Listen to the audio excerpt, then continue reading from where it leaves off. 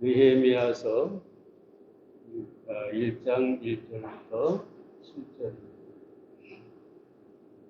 하가랴의 아들 느헤미야의 말이라. 아닥사스다 왕 제20년 기슬 6월에 내가 수산궁에 있더니 나의 한 형제 중 하나니가 두어 사람과 함께 유다에서 이르렀기로 내가 그 사로잡힘을 면하고 남아있는 유다 사람과 예루살렘 형편을 물은즉 저희가 내게 이르되 사로잡힘을 면하고 남은 자가 그 도에서 큰 환난을 만나고 능욕을 받으며 예루살렘 성은 회파되고 성문들은 소화되었다 하는지라. 내가 이 말을 듣고 앉아서 울고 수일 동안 슬퍼하며 하늘의 하나님 앞에 금식하며 기도하여 가로되 하늘의 하나님 여호와 크고 두려우신 하나님이여 주를 사랑하고 주의 계명을 지키는 자에게 언약을 지키시며 긍휼을 베푸시는 주여 간구하나이다. 이제 종이 주의 종 이스라엘 자손을 위하여 주야로 기도하오며 이스라엘 자손의 주 앞에 범죄함을 자복하오니 주는 귀를 기울이시며 눈을 여시사 종의 기도를 들으시옵소서. 나와 나의 아비집이 범죄하여 주를 향하여 심히 악을 행하여 주의 종 모세에게 주께서 명하신 계명과 율례와 규례를 지키지 아니하였나이다. 아멘. 느헤미야는 페르시아의 황제 아닥사스다 왕의 술관원장이었습니다. 술관원장은 왕을 위해 잔치를 관장하고 왕이 술을 마시기 전에 먼저 술에 혹시라도 독이 들어있느냐 유무를 살피는 그런 직책이었습니다. 오늘날로 비교하면 아마 대통령 비서실장 정도 되지 않겠느냐 싶은데요. 그래서 이 술관원장은 왕의 절대적인 신임을 받는 사람이어야 했습니다. 포로였던 느헤미야가 왕의 술관원장이 되었다는 것은 그가 얼마나 탁월한 사람이고 또 왕의 신임을 받고 있었는지를 잘 보여주고 있습니다. 그런데 느헤미야가 어느 날 그 동생 하나니가 예루살렘부터 왔는데 예루살렘에 있는 유다 백성들과 그들의 고통과 또 성벽이 허물어져서 수많은 적들의 위협을 당하고 있다라는 사실을 듣게 됩니다. 그래서 느헤미야는 하나님 앞에 기도하게 되고 왕의 마음을 움직여서 예루살렘 성벽을 준공하는 놀라운 역사를 일으키게 됩니다. 이 예루살렘 성벽의 준공은 느헤미야의 기도로부터 시작이 됐고 기도로 완공이 되었다. 그렇게 말할 수가 있겠습니다. 그래서 기도가 미래를 여는 또는 미래를 결정하는 아주 중요한 열쇠다라는 것을 우리가 보게 됩니다. 그래서 오늘 느헤미야의 기도를 통해서 기도의 응답에 관해서 몇 가지 살펴보도록 하겠습니다. 첫째로 기도는 결핍과 절망을 깨닫는 데서 시작이 됩니다. 3절, 4절 말씀을 보겠습니다. 저희가 내게 이르되 사로잡힘을 면하고 남은 자가 그 도에서 큰 환난을 만나고 능욕을 받으며 예루살렘 성은 회파되고 성문들은 소화되었다 하는지라. 내가 이 말을 듣고 앉아서 울고 수일 동안 슬퍼하며 하늘의 하나님 앞에 금식하며 기도하여 라고 합니다. 1절을 보면 느헤미야는 왕의 술관원장으로 수산궁에 살고 있었습니다. 그는 왕의 신임을 받고 누구보다도 편안하고 안정된 부족함이 없는 삶을 살고 있었습니다. 그는 어떤 고난도 몰랐고 절망이라는 것은 그에게 생각할 수 없는 일이었습니다. 그래서 이 느헤미야는 금식할 필요도 없고 하나님 앞에 울 필요도 없는 그런 사람이었죠. 그런데 느헤미야가 오늘 본문에 보면 앉아서 울고 슬퍼하며 금식했다고 합니다. 왜 그렇습니까? 예루살렘의 절망적인 상황을 들었기 때문입니다. 자기 민족이 성벽도 없이 원수들에게 짓밟히고 고통을 당하고 있다. 이 사실이 느헤미야로 하여금 하나님 앞에 울며 금식하며 기도하게 한 것입니다. 기도라고 하는 것은 결핍이나 절망에서 나온다고 하는 것을 보게 됩니다.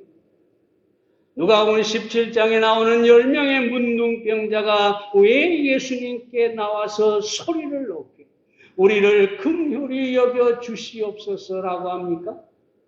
문둥병이라는 절망적인 상황을 그들이 가지고 있었기 때문이죠. 뿐만 아니라 마가복음 10장에 보면 소경 거지 바디메오가 길거리에서 다윗의 자손 예수여 나를 불쌍히 여기소서라고 간구하고 있습니다. 왜 그렇습니까? 거지라는 결핍과 소경이라는 절망이 예수님 앞에 나와서 부르짖게 한 것을 우리가 보게 됩니다. 다시 말씀드리지만 인간의 결핍, 인간의 절망, 인간의 고난 이런 것들이 하나님 앞에 나와 기도하게 한다는 것입니다. 그래서 로만 빈센트 필 박사가 기도는 인간의 능력이 끝나는 곳에서 시작이 됩니다.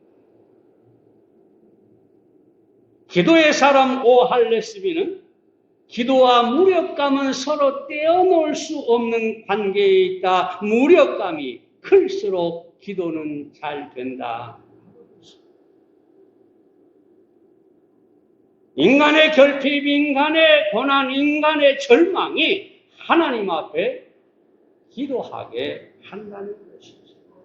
여러분 잘 아는 미국의 16대 대통령이었던 에브라함 링컨은 여러 차례 나는 막다른 곳에 이르렀다는 주체할 수 없는 절망을 느끼고 하나님께 무릎을 꿇었다. 그때 나의 지혜와 내가 지닌 모든 것은 역부족으로 느껴졌다라고 했습니다. 남북전쟁을 승리로 이끌고 노예 해방을 이룬 것은 바로 링컨의 기도 때문이었다라고 해도 결코 과언이 아닐 것입니다. 링컨은 백악관을 기도실로 만들었다는 것, 기도처로 만들었다는 것은 너무나 유명합니다. 한 유명한 배우가 백악관에서 하룻밤을 잤는데 왜 잠을 깼는가? 링컨의 기도 소리에 잠을 깼다고 합니다. 뿐만 아니라 링컨은 전쟁터의 막사에서도 기도를 끊이지 않았습니다.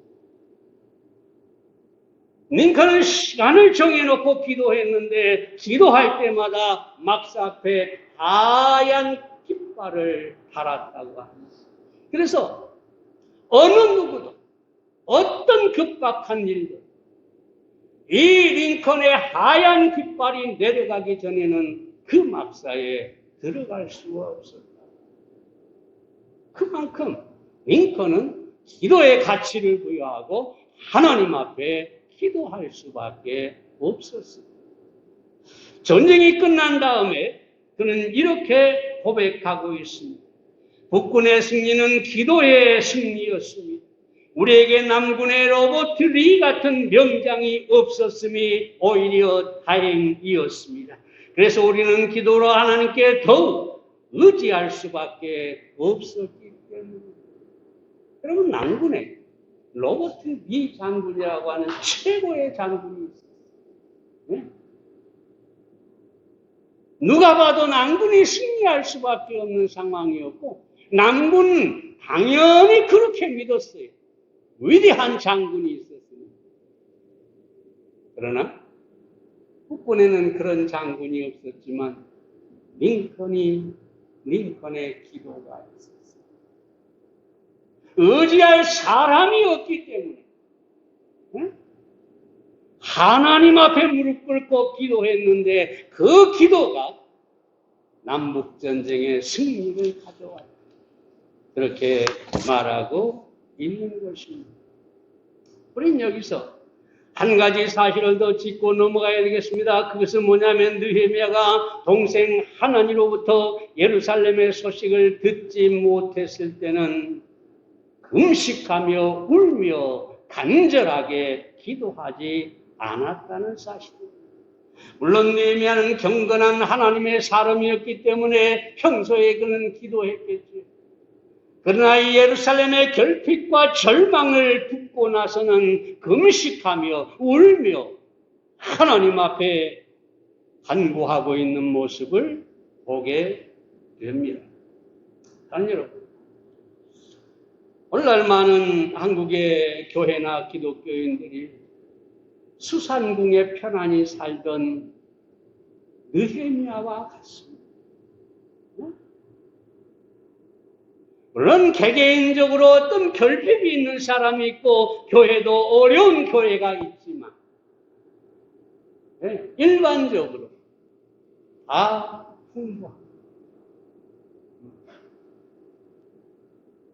한국에 수많은 대교회들이 있습니다.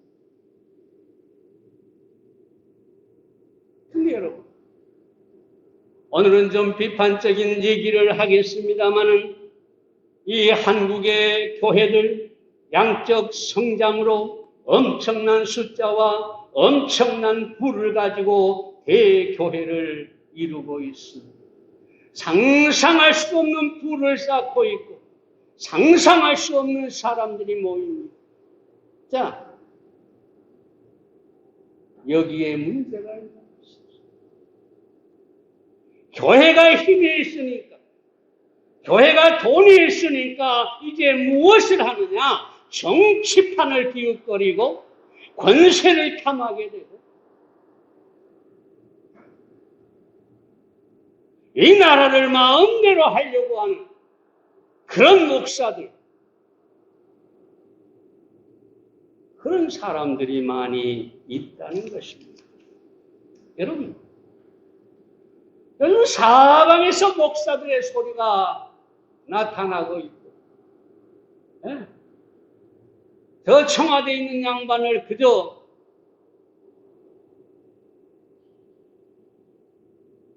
치우는 막대기 취급을 하고, 그렇다고 제가 목사로서 무슨 특별한 정치인을 지지하고 한다는 얘기는 아닙니다. 교회가 불을 쌓고 수가 많아지고 힘이 생기니까 세상의 권세를 탐하고 있다는 것입니다. 이게 문제라는 거예요. 여러분, 예수님을 보세요. 자기를 십자가에 못 박는 로마인들 그 군병들을 향해서 우리 주님이 무슨 말씀을 하십니까? 성경에 보면 털 깎는 양이 잠잠한 것 같이 자기를 핍박하고 자기를 채찍질하고 자기를 죽이려고 하는데 예수님은 그저 양처럼 잠잠하고 십자가를 받아들인 것을 보게 됩니다. 그럼 사도들 보세요. 사도들을 보세요. 그들이 언제 로마가 핍박한다고 사람들을 조직하고 그들과 싸우면서 대항한 것이 있습니까? 없어요. 매를 때리면 맞고 감옥에 가두면 갇히고 죽이면 순교를 기꺼이 당했습니다. 성경 어디 하나 예수님으로부터 사도들, 초대교회 성도들 투쟁하고 싸웠다는 얘기가 없습니다. 초대교회 수많은 성도들은 여기 원형 경기장에 끌려가서 짐승에게 뜯어 먹히면서도 찬송을 부르고 어떤 투쟁도 하지 않았습니다. 오늘 1세기의 순교자가 이렇게 고백하죠.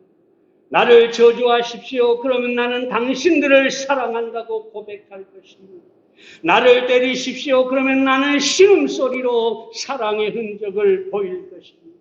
나를 찌르십시오. 그러면 나는 사랑의 피를 흘릴 것입니다. 나를 짐승의 먹이로 던지십시오. 그러면 나는 사랑의 제물이 될 것입니다. 나를 불태우십시오. 그러면 나는 사랑의 열기로 당신들의 증오의 심장을 녹일 것입니다. 이게 초대교회 성도들, 초대교회 사도들의 정신이었습니다. 그렇다면 오늘날 권세를 탐하고 이 정말 투쟁하는 그 목사들, 그들은 도대체가 무슨 성경을 믿을까요? 성경에 단 한마디도 투쟁하라 하지 않았는데 무엇을 믿고 그렇게 할까요?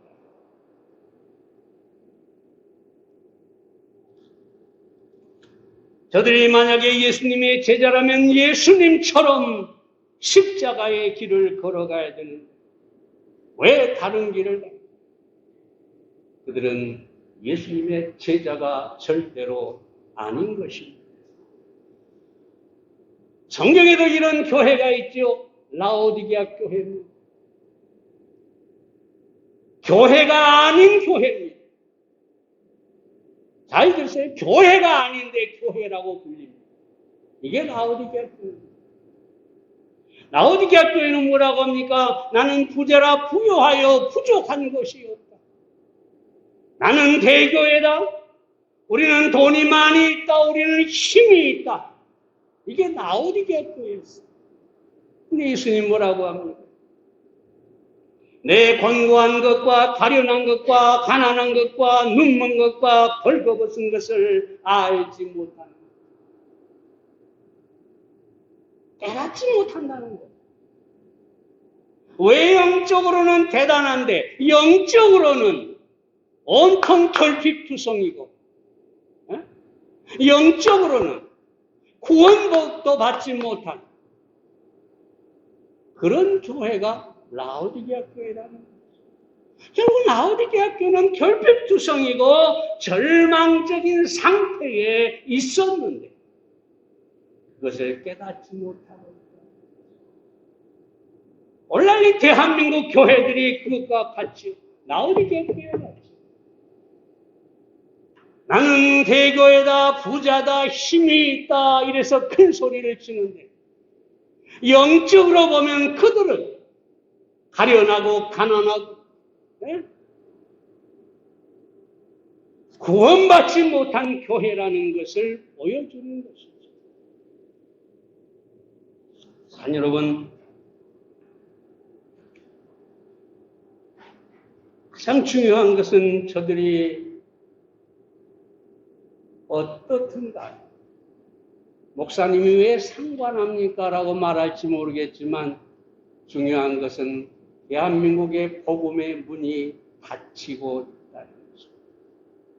모든 믿지 않는 사람들이 교회를 향해서 욕을 하고 이제는 전도할 수도 없는 상황으로 이 나라를 만들어 가버렸다. 왜 그렇습니까? 교회가 교회답지 못하고 목사가 목사답지 못하고 그리스도인들이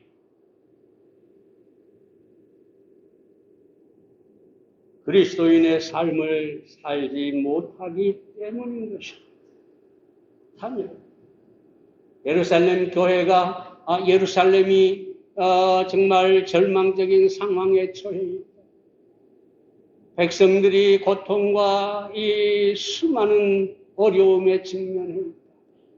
이 사실을 듣고 깨달은 느헤미야는 하나님 앞에 울며 금식하며 기도했다가 우리는 영적으로 이 대한민국 교회들 가련하다. 결핍투성이라는. 심지어 구원도 받지 못한 교회들이 있다는 것을 우리가 알고 하나님 앞에 이 나라의 교회를 위해 기도해야 돼.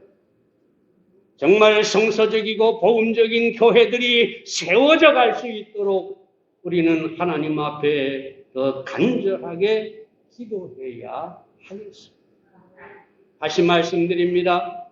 무엇이 우리를 기도하게 할까요? 결핍,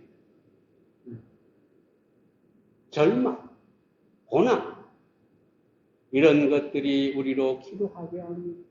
행여 여러분의 삶에 어떤 고난이나 어떤 여기 결핍이나 어떤 절망이 찾아오면 내가 기도할 때이고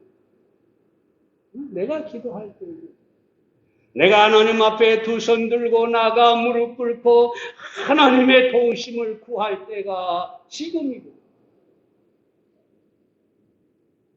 그저 원망하고 불평하고 절망하지 마시고 고난의 때가 오면 무엇인가 부족한 하나님 앞에 나아가 기도할 수 있기를 바랍니다. 두 번째로 기도는 하나님을 아는 만큼 할 수 있습니다.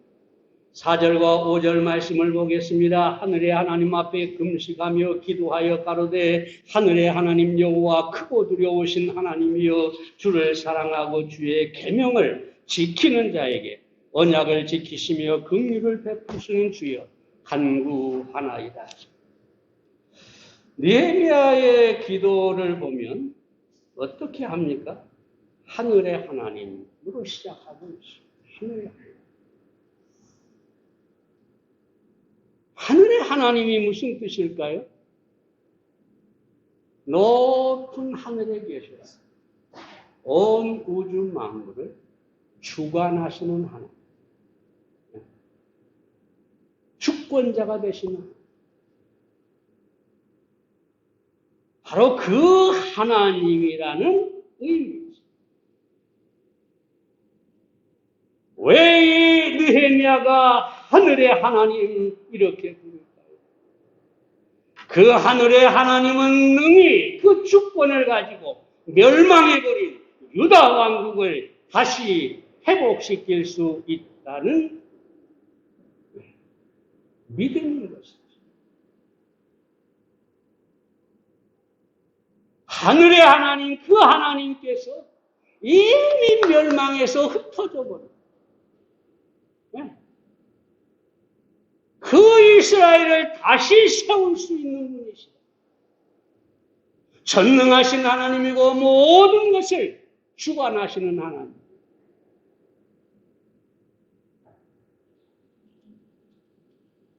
다시 말씀드립니다. 하나님을 아는 만큼 기도할 수 있습니다. A.W. 토저는 이렇게 얘기합니다. 하나님이 어떤 분인가라고 생각했을 때 자신의 마음에 나타나는 하나님의 생각은 대단히 중요하다. 역사적으로 볼 때 어떤 사람도 자기가 믿는 이상의 신관을 가질 수 없고 어떤 종교도 그 종교가 내세우는 신보다 위대해질 수는 없었다. 그러므로 내가 어떤 신을 믿느냐에 따라서 곧 나 자신의 신앙의 수준이 결정됩니다. 어떤 신을 섬기느냐에 따라서 그 종교의 수준이 결정되는 것입니다.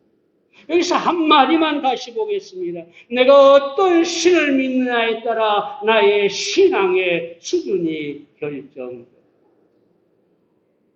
하늘의 하나님, 내 믿음이 하늘의 하나님께 있으면 내 믿음도 그만큼 뛰어나게 된다는 것입니다. 내 믿음이 하늘의 하나님께 있으면 모든 것을 할 수 있다는 믿음을 갖게 되는 것입니다.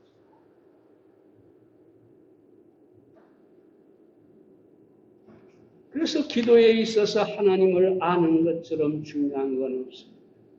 기도가 절대로 하나님을 아는 것 그 이상을 넘어설 수가 없어. 그러므로 우리는 더 놀라운 기도를 드리려면, 더 큰 기도를 드리려면 하나님을 알아야 합니다. 느헤미야처럼 하늘의 하나님을 알아야만 우리는 더 놀라운 기도를 드릴 수가 있는 것입니다. 뿐만 아니라 예수님께서 우리에게 기도에 있어서 하나님이 어떤 분인가를 가르쳐 주셨어요. 마태복음 6장 9절에 있는 말씀에 보면 하늘에 계신 우리 아버지께라고 기도하라고 가르쳐 줍니다. 여기서 두 가지 사실을 볼 수가 있는데, 먼저 하나님은 하늘에 계신 분이다라고 한 말이죠. 조금 전에 느헤미야를 통해서 봤습니다마는 하늘에 계셔서 모든 것을 다스리는 하나님, 그 하나님께 기도하라. 시편 115편 3절을 보면 오직 우리 하나님은 하늘에 계셔서 원하시는 모든 것을 행하셨나이다. 보세요. 하늘에 계신다는 뜻이 무엇입니까? 하늘에 계시니까 원하는 것 무엇이든지 하신다. 그게 하늘에 계신다는 뜻이죠. 킹제임스 성경에 보면 오직 우리 하나님은 하늘에 계시며 무엇이든지 친히 기뻐하시는 일을 다 행하십니다. 하나님은 자기가 기뻐하는 일은 무엇이든지 다 할 수 있는 분이십니다. 그러니까 우리가 무엇을 기도하든지 하나님이 기뻐하시면 다 이루신다는 얘기죠. 그게 바로 하늘에 계신 아버지입니다. 알프레드 테니슨이라는 사람이 이렇게 얘기합니다. 기도는 이 세상이 상상할 수 있는 것 이상의 많은 일을 한다. 그러므로 당신의 목소리가 밤낮 샘처럼 솟아오르게 하라. 하나님을 알면서도 자기 자신과 친구들을 위하여 기도에 손을 들지 않는다면 맹목적으로 살아가는 양이나 염소보다 나은 게 무엇이겠는가? 기도하지 않는 것은 하나님이 활동하지 못하도록 황금 사슬로 묶어두는 것과 같다. 보세요. 하늘의 하나님이 기뻐하는 모든 것을 하실 수 있는데 우리가 만약에 기도하지 않는다면 하나님 앞에 기도하지 않는 양이나 염소나 돼지나 소나 똑같다. 모든 것을 할 수 있는 하나님이 계시니까 우리는 마땅히 기도해야 한다는 얘기죠. 하늘에 계신 하나님, 우리의 모든 기도를 기쁘게 응답하시는 하나님, 그 하나님을 알고 기도하시기를 바랍니다. 다음으로 하늘에 계신 우리 아버지라고 하십니다. 아버지. 예수님께서 이 땅에 오셔서 우리에게 하나님을 계시해 주셨는데 가장 놀라운 게 뭐냐? 하나님이 아니라 우리의 아버지다. 아버지. 여러분, 아버지라고 하는 게 무슨 뜻입니까? 나를 낳아주신 분이고, 내 필요를 공급해 주시는 분이고, 나를 보호해 주시는 분이고, 내게 모든 것을 주시는 분이 아버지입니다. 이게 아버지예요. 하나님의 아버지라고 하시면서 마태복음 10장 11절에서 예수님이 또 이렇게 얘기하죠. 너희가 악한 자라도 좋은 것으로 자식에게 줄 알거든 하물며 하늘에 계신 너희 아버지께서 구하는 자에게 좋은 것으로 주지 아니하시리라.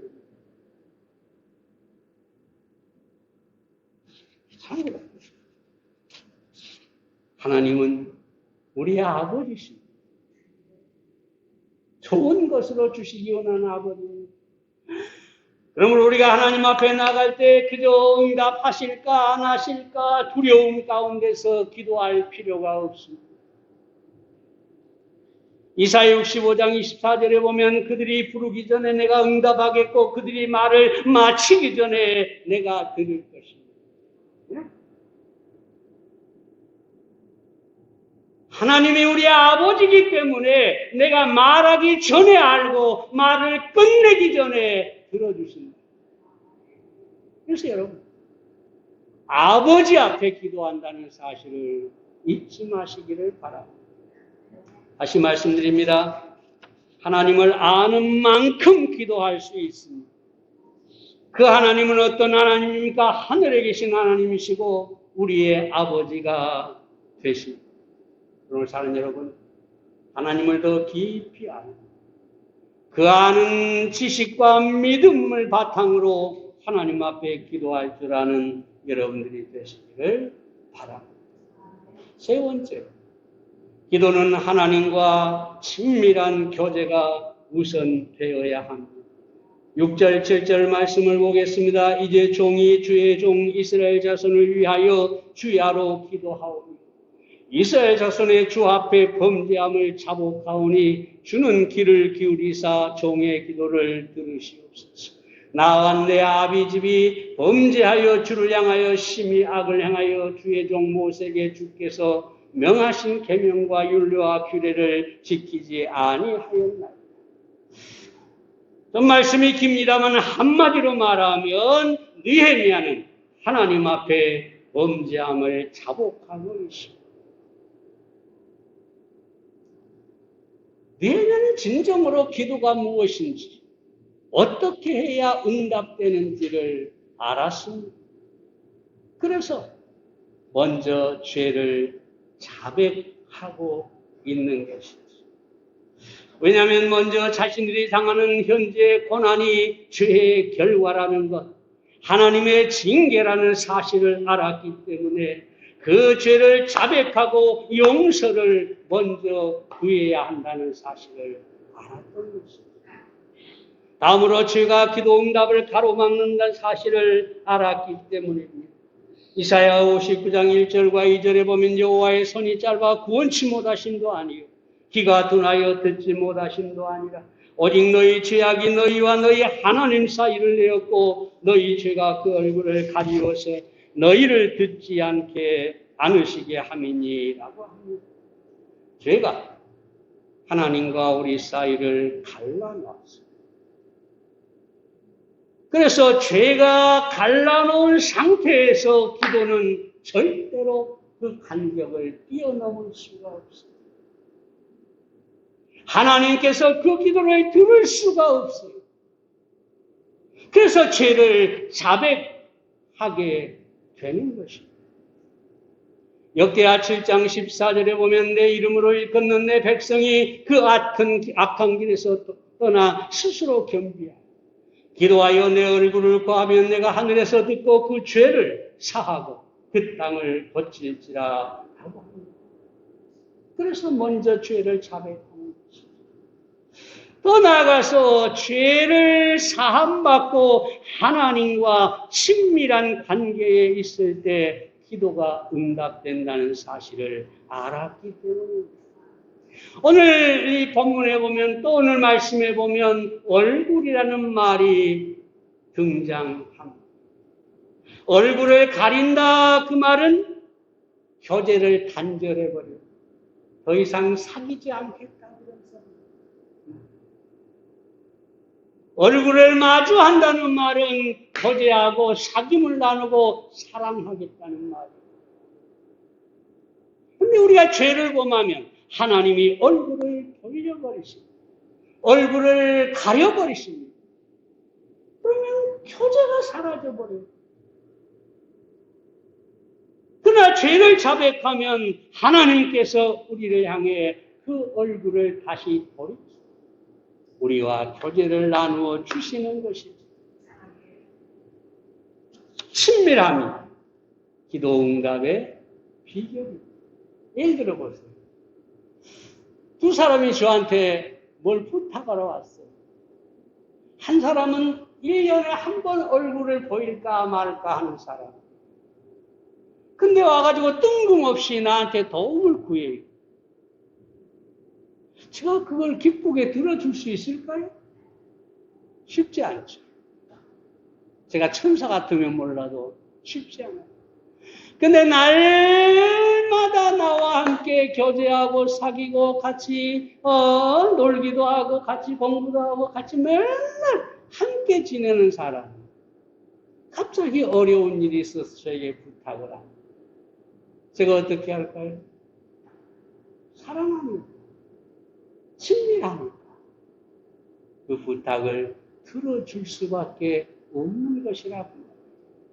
그러니까 우리가 하나님과 사귐, 하나님과 친밀한 교제가 있을 때 바로 그것이 기도 응답의 비결이라는 것입니다. 요한복음 17장은 예수님의 실제적인 기도입니다. 진짜로 하나님 앞에 기도하는 것이죠. 근데 그 17장에 보면은 이런 구절들이 나옵니다. 한번 여러분들이 읽어보십시오. 집에 가서 읽어보세요. 창세전부터 아버지와 함께 가졌던 영화. 창세전부터 나와 아버지는 함께. 또 이렇게 얘기하죠. 우리와 같이 저희도 하나 되게 하옵소서. 이 말은 뭡니까? 하나님과 나는 하나입니다. 그 말이죠. 또 이런 말씀이 있죠. 아버지는 내 안에, 나는 아버지 안에. 한 몸이 됐다는 거죠. 하나님은 내 안에, 나는 하나님 안에. 얼마나 친밀한 관계입니다. 그죠? 그래서 예수님께서는 하나님과의 친밀한 관계 때문에 하나님께서 기도에 응답하실 것을 추호도 의심하지 않습니다. 요한복음 11장을 보면 예수님께서 나사로의 무덤 앞에 섭니다. 나사로는 이미 죽었어요. 나흘이나 돼서 시체가 썩었어요. 냄새가 나요. 근데 주님은 그 무덤 앞에서 전혀 하나님께서 내 기도를 들어주지 않을 것이라고 생각하지 않습니다. 이렇게 얘기하죠. 요한복음 11장 41절 42절에 온 아버지여 내 말을 들으시는 것을 감사하나이다. 항상 내 말을 들으시는 줄 내가 알았나. 왜요? 예수님은 늘 하나님과 함께 사귐을 나누셨기 때문입니다. 하나님을 알고 하나님의 주님을 알고 그 관계가 너무 돈독해서 그 너무 친밀해서 예수님은 내 말을 들으시는 걸 감사합니다. 지금 나사로의 죽어있는 무덤 앞에서 내 말을 들으시는 것을 감사합니다. 죽은 나사로를 살려야 되는 상황에서 조금도 의심이 없어요. 친밀한 기도 응답의 비결입니다. 그렇다면 여러분 우리가 어떻게 해야 될까요? 우리는 하나님을 사랑합니다. 죄가 있다면 즉각적으로 자백하고 날마다 큐티를 통해서든지 날마다 하나님 앞에 나가서 기도하며 친밀한 관계를 그 교제를 이루어 가야 합니다. 그런 사람은 절대로 그 기도가 응답되지 않을 것이라고 의심할 수가 없는 것입니다. 하나님께서도 그 친밀한 교제 속에 있는 사람에게 응답하시고 축복해 주시는 것입니다. 그럼 사랑 여러분, 죄를 자백하고 늘 하나님 앞에 나아가 친밀한 사귐을 나누시기를 바랍니다. 다시 정리하고 마칩니다. 결핍과 절망이 우리로 기도하게 합니다. 하나님을 아는 만큼 우리가 기도할 수 있게 됩니다. 하나님과 친밀한 교제가 기도 응답의 비결입니다. 여러분의 기도가 미래를 만들어가는 기도가 되시기를 바랍니다. 기도하겠습니다. 살아계신 아버지 하나님, 오늘 결핍과 고난이 하나님 앞에 나아가게 한다는 사실을 보았습니다. 하나님 아버지, 그동안 우리의 삶 속에 늘 결핍이 있고, 늘 고난이 있고, 늘 때로 절망이 있었던 것을 감사합니다. 그것 때문에 우리가 하나님 앞에 나아가 매달리고 기도할 수 있게 되었기 때문입니다.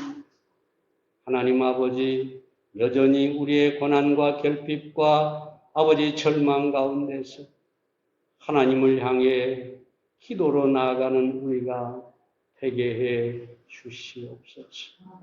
하나님 아버지, 하늘의 하나님, 우리의 아버지 하나님, 그 하나님을 알고 우리의 기도가 더 커지고 더 넓어지고 더 확신을 가질 수 있도록 하나님 아버지 도와 주시옵소서.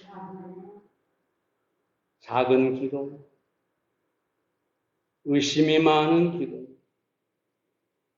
그저 하나님을 알지 못하기 때문입니다. 하늘의 하나님, 우리의 아버지 하나님, 더 깊이 알게 해주시고 우리의 기도가 더욱 확대될 수 있도록 축복해 주시옵소서. 주님, 하나님과 우리가 친밀해야 하겠습니다. 가까워야 하겠습니다. 날마다 하나님 앞에 얼굴을 내어밀고 하나님과 얼굴을 마주하며 교제를 나눌 수 있도록 도와주시옵소서.